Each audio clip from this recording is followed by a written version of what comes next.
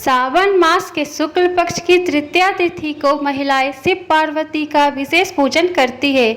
उसे हरियाली तीज कहा जाता है। हरियाली तीज को श्रावणी तीज भी कहते हैं। इस दिन महिलाएं निर्जला व्रत रखती है। इस व्रत को करवा चौथ से भी कठिन व्रत बताया जाता है। इस दिन महिलाएं पूरा दिन बिना भोजन जल के दिन व्यतीत करती है तथा दूसरे दिन सुबह स्नान और पूजा के बाद व्रत पूरा करके भोजन ग्रहण करती है। इसी वजह से इस व्रत को करवा चौथ से भी कठिन माना जाता है।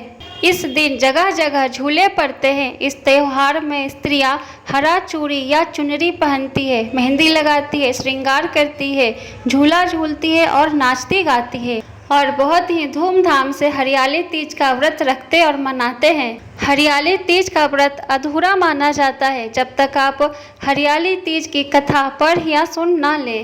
तो आज की वीडियो में हम हरियाली तीज की कथा सुनेंगे। वीडियो में आगे बढ़ने से पहले चैनल को सब्सक्राइब नहीं किए हैं तो चैनल को सब्सक्राइब कर लें। शिवजी ने पार्वती जी को उनके जन्म का स्मरण कराने के लिए तीज की कथा सुनाई थी। शिवजी कहते हैं, हे पार्वती, तुमने हिमालय पर मुझे वर के रूप में पाने के लिए घोर तप किया था। अन्न जल त्याग कर पत्ते खाए, सर्दी गर्मी बरसात में कष्ट सहे। तुम्हारे पिता दुखी थे। नारद जी तुम्हारे घर पधारे और कहा, मैं विष्णु जी के भेजने पर आया हूँ। वह आपकी कन्या से प्रसन्न होकर विवाह करना चाहते हैं। अपनी राय बताए। पर्वतराज प्रसन्नता से तुम्हारा विवाह विष्णु जी से कराने को तैयार हो गए। नारद जी ने विष्णु को यह शुभ समाचार सुना दिया, पर जब तुम्हें पता चला तो बड़ा दुख हुआ। तुम मुझे मन से अपना पति मान चुकी थी। तुमने अपने मन की बात सहेली को बताई। सहेली ने तुम्हें एक ऐसे घने वन में छुपा दिया जहां तुम्हारे पिता नहीं पहुंच सकते थे। वहां तुम तप करने लगी। तुम्हारे लुप्त होने से पिता चिंतित होकर सोचने लगे, यदि इस बीच विष्णु जी बारात लेकर आ गए तो क्या होगा।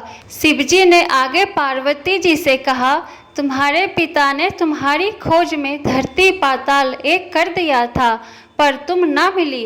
तुम गुफा में रेत से शिवलिंग बनाकर मेरी आराधना में लीन थी। प्रसन्न होकर मैंने मनोकामना पूरी करने का वचन दिया। तुम्हारे पिता खोजते हुए गुफा तक पहुँचे। तुमने बताया कि अधिकांश जीवन शिवजी को पति रूप में पाने के लिए तप में बिताया है। आज तप सफल रहा। शिवजी ने मेरा वरण कर लिया। मैं आपके साथ एक ही शर्त पर घर चलूंगी, यदि आप मेरा विवाह शिवजी से करने को राजी हो। पर्वतराज मान गए। बाद में विधि विधान के साथ हमारा विवाह हो गया। हे पार्वती, तुमने जो कठोर व्रत किया था उसी के फलस्वरूप हमारा विवाह हो सका। इस व्रत को निष्ठा से करने वाली स्त्री को मैं मनवांछित फल देता हूँ।